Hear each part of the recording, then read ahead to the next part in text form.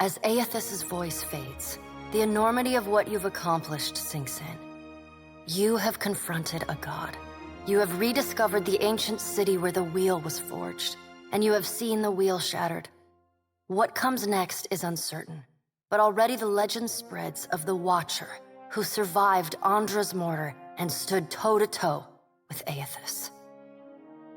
On your recommendation, Aethys disperses his essence and that of the thousands of souls within him to centers of knowledge and learning around the world. Animancers, engineers, wizards, and scholars of all stripes make astounding breakthroughs in understanding and harnessing the phenomena that govern Eora. While some of these developments prove beneficial to Kith, others are decidedly less so. But such is the price of innovation. What remains to be seen is how, indeed whether, they will restore the cycle Aethys has broken. In reaching Ukaizo and facing Aethys, you have accomplished the impossible. And you have done it without the assistance of the great powers of Deadfire. Your feats capture the awe and imagination of a world that needs heroes more than ever. Some say your intervention prevented Aethys from a far worse act of destruction. Many believe you will be the salvation of Eora. With each day, your legend grows, as does the chaos in Deadfire. Ukaizo remains unclaimed, and the Efekia Channel becomes the site of a near-constant battle as the Huana and the Rawatayans vie for control of the unprotected island. The Rawatayans rely on their cannons, and the Huana call forth massive waves and beasts of the deep to sink their foes. And while they chip away at one another, the Valians and the Principi pursue their own ends with increasing abandon. Emboldened by their rivals' distraction, the Valian Trading Company seizes territory and mines luminous Adra at a startling pace.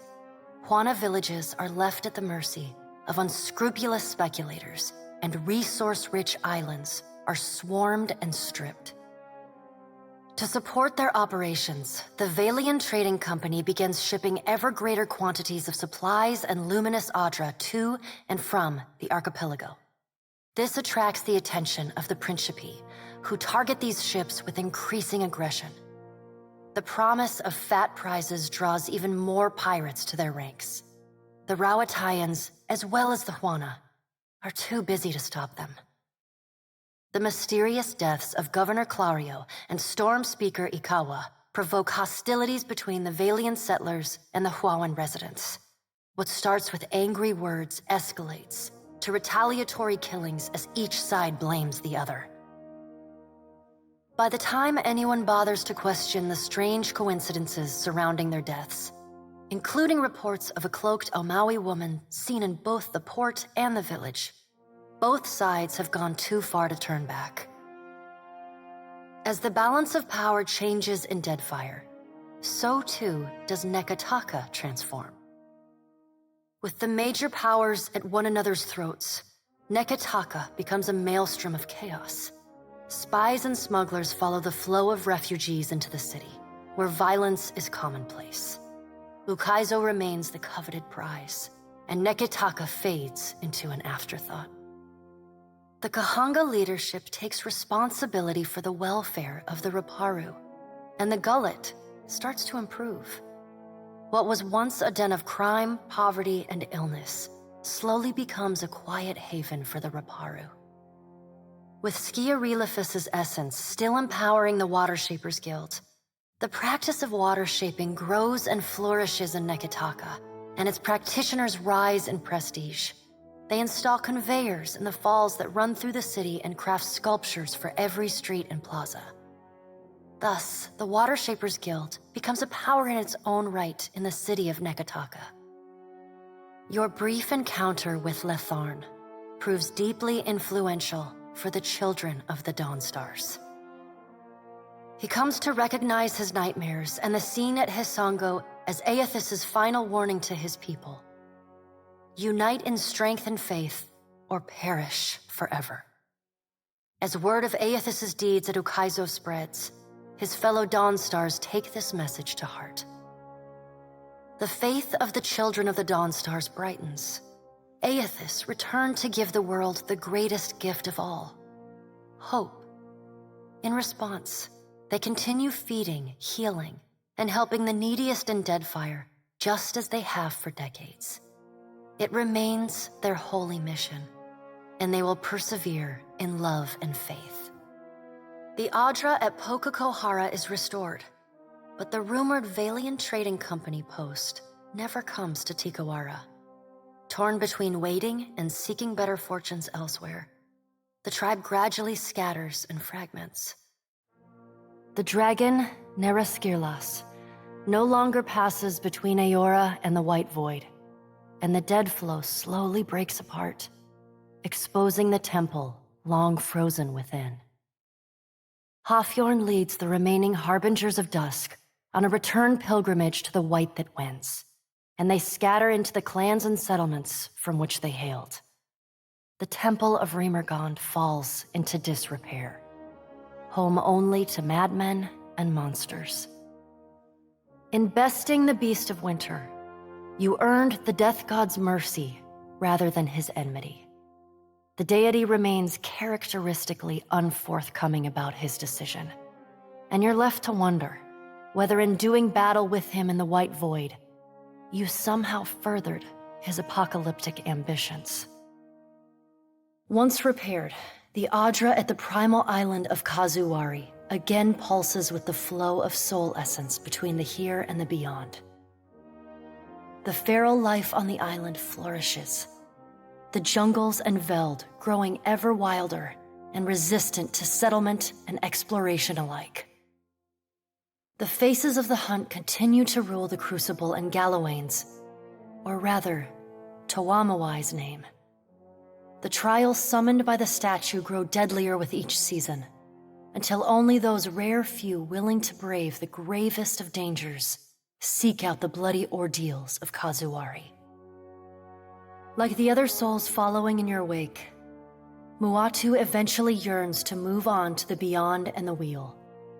Stymied by Aethys' actions, however, he settles on returning to Kazuwari, where he joins the choir of souls that echo throughout the Crucible. Released from their bondage to the sightless eye, the Vithrak of the Halls Obscured abandon the Black Isle and resettle in the deepest and darkest recesses of the ruins beneath Nekataka. Sisak and his colony remain secretive and isolated, however, rarely interacting with those kith crawling about in the sunlight above. Encouraged by her arcane successes, Bakarna returns to her observatory to continue her studies of the celestial spheres. In time, her colleagues in the Circle of Archmagi come to accept her among their number. She takes on apprentices, and they trumpet her praises as both a brilliant innovator and nurturing pedagogue. The mass of Wal's body haunts the seas of Aora, a vast, living island of flesh forested by thinking, speaking fungi. Those few mariners who encounter it and survive report that the entire island claims to be a single living creature, the Archmage Langrath. The Circle of Archmagi keep their own counsel regarding the being, and make no move to interfere with its slow migrations across Aora. Infrequent but persistent rumors speak of an island overrun by primordial spore creatures and ruled by a roughly kith-shaped entity, more fungus than not. A creature well practiced at the most potent wizardry. No sailor or explorer, however, can furnish reliable charts to this fabled Isle of Decay. Though your adventures alter the destiny of Aora and the balance of power in Deadfire, they also leave a lasting mark on those who travel at your side. Your companions find themselves changed, in ways both big and small. Adair returns to Hisango, where he reunites with Byrne, the son of his former lover, Ilava. The boy takes heart in Adair's account that Aethys and all the other gods were false, petty, and unworthy of the love of kith. realizing how close he came to dying for this cause, Byrne finds renewed purpose in working alongside his uncle to repair the many scars left upon Deadfire by the gods. Under Adair's guidance, Byrne grows into the kind of irreverent, stubborn hothead that would have made his mother proud, and Adair visits her gravesite, often to tell her so. Shodi is not a priestess who understands the meaning of subtlety. As such, she makes her girlish crush on Adair painfully obvious from the moment she first sets eyes on the strapping fighter. Early in your travels, Adair appears discomforted by her persistent flirting.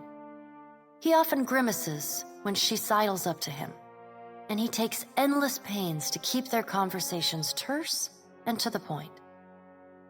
But after a little smoothing on your part to nudge them in the right direction, Adair makes an effort to view Shodi with an open mind.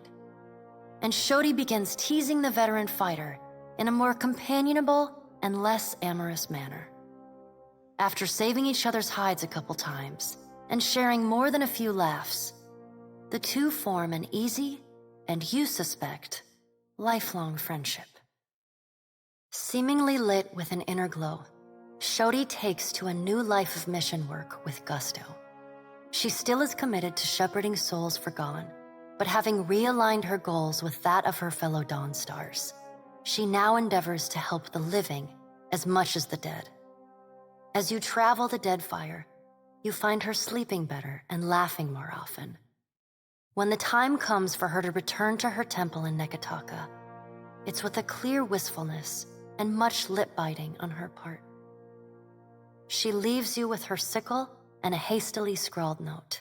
It reads, "A keepsake from a path once walked. Remember me, Watcher, for I will forever dream of you." Though the two of you no longer travel together, Shodi holds fast to the memory of you in her heart, remaining your fierce and doting girlfriend, faithful even in her absence. You receive a missive for every day apart, though they often arrive in a single bundle some weeks or months past. In them, she writes of how she misses you, how you are like a fire that burns inside her, how one day surely you will be reunited again. Until then, she prays for your safety as she continues to labor in service to Gon. Aloth renews his commitment to destroying the Leaden Key. With the wheel broken, loosening the god's stranglehold on Kith is more urgent than ever. It is a lofty goal, and one he does not expect to finish in his lifetime. But if there's one thing he's learned from the Watcher, it's that a single person can change the world. You let Rimaro go, and the former pirate ostensibly set sail for the trade lanes of the Eastern Reach, the Edier Empire, Old Valia, and the Republics. For the remainder of your time together, Seraphin seems, if not exactly happy, at least contented with the outcome of your confrontation with his former mentor at Sayuka. After your encounter with Aethys, the pirate drifts into quiet contemplation. As you sail into your next port, he meets you at the ship's rail. He'll be leaving the gods to you going forward, he tells you, and saving his bullets for those like to die from them. Seraphin parts company with you not long after. Occasionally, in the years that pass, you hear tales of his ship, the Taste of Freedom, and its violent exploits against any and all who would purchase or purvey Kith. The Valian Trading Company is initially furious when they learn that Pallegina had assisted the Watcher in claiming Ukaizo. In the chaotic aftermath, the company takes a more nuanced view of Pallegina's actions. The turmoil in the region allows the well-organized company to seize a number of valuable assets from their competitors. Though Pallegina is not rewarded for her actions, nor is she punished, the Dukes and Songreta agree to forget her support of the Watcher. She is quietly reassigned to duty in the Valian Republics, an order she gladly obeys. Pallegina renews her relationship with Giacomo, corresponding with him regularly and even meeting with the old animancer once or twice a year. Though she does not understand the intricate details of his research, she reads his letters and responds with great enthusiasm. Her brothers and even the dukes themselves note that Pallegina's demeanor is always warmer on the days when she receives a letter. Rumors even spread that some of the brothers have seen her smile. Time away from the Navy gives Maya Rua some perspective on how Rawatai conducted the Deadfire occupation. No sooner does she return to active duty than she voices her frustrations over some of the more underhanded tactics she witnessed and carried out in the name of the homeland. Her voice carries all the way to the Ranganui, who reminds his admirals that battles are won by superior tactics, but war is a battle of precedent, and winning is not always a victory. The people listen. She looks forward to seeing her brother again. So does Ashiza. Takehu never intended to grasp at the destiny his coming foretold, but he finds himself doing just that. He sails from island to island as an emissary from the gods to the Huana people. The tribes welcome his message and use it to bridge their traditions across the archipelago. Huana unity has never been stronger. With Ngati's covenant firmly in mind, Takehu feels confident enough to reshape the very Deadfire. Your farewell is short and cordial. Nothing further needs to be said, and you wish each other well. Takehu does not look back. The sea feels restless in his absence. Your pursuit of Aethys and your journey to Ukaizo signal the end of forces that have shaped the lives of Kith and the course of nations. The cycle of reincarnation has been broken. The storms of Andra's mortar have calmed.